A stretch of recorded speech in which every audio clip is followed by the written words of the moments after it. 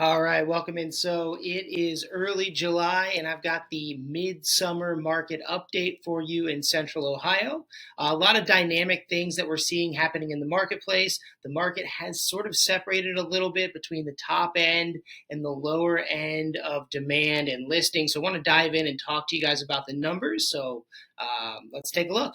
So quickly, I want to mention new listings. So right now, new listings peaked out in April of 2026, and then it went down a little bit in May and a little bit in June. Now, normally you're going to see new listings peak out in May or maybe even into June. So this year it peaked earlier and it's been on a decline, but not much of a decline, but a little bit of a decline, and that's probably a result of some of the things that happened with rates and the economic climate, where rates did not come down the way that we projected them to, but they still may. So keep that in mind. Rates are actually pretty good right now, but they still may come down a lot stronger at the end of this year.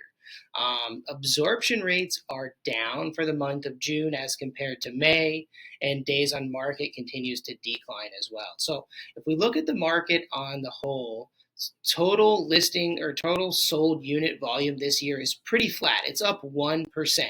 Last year at this time, it was up about a little bit less than that. So as far as sales volume goes, the market is a little bit flat, and new listing inventory is about the same. It's up about 1.5% to 2% right now. So the reason for the delayed listings that I believe is based on some of the things that have been happening in the marketplace as it pertains to the economy as well as interest rates.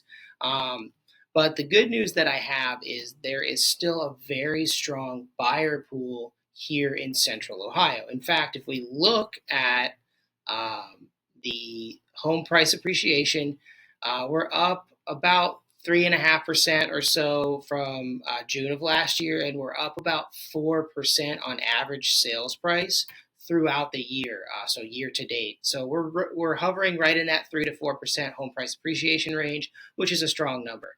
Um, but what I'm seeing in the marketplace is basically two segments of things that are happening. The first segment is homes that are priced correctly to today's market, and more importantly, the homes that are in really good condition, staged, cleaned, all the correct updates done to those homes. Those homes are selling with high demand. We're seeing multiple offers, or there is enough buyer demand regardless of interest rates. There's enough buyer demand for the top tier of homes that they are selling, and like I said, sometimes with multiple offers, and it's a great situation. However, for those that are going to overprice the property or that just the house needs some work, it seems like right now the buyer pool doesn't really want to get into situations where there's a lot of work to do and a lot of money to be invested. So they want to see a value in the property. And if the value is the price seems fair and I can move right in, then that's a great value. If they aren't seeing that, then they need to negotiate and get a discounted price. So that second tier where it's a little bit overpriced or where it's not in great condition, there's not enough buyer demand to absorb that second tier of listing inventory. So those homes are sitting on the market just a little bit longer and they're being negotiated for. So sellers and buyers are negotiating over the price and coming to a fair agreement. So that's what I'm seeing right now in the marketplace, and that is subject to change as we get deeper into the year.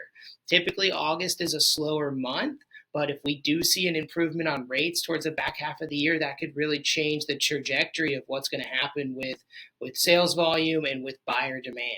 So keep that in mind. Keep an eye on the market, and that is your update for this month. I appreciate you guys watching, and I will talk to you on the next video.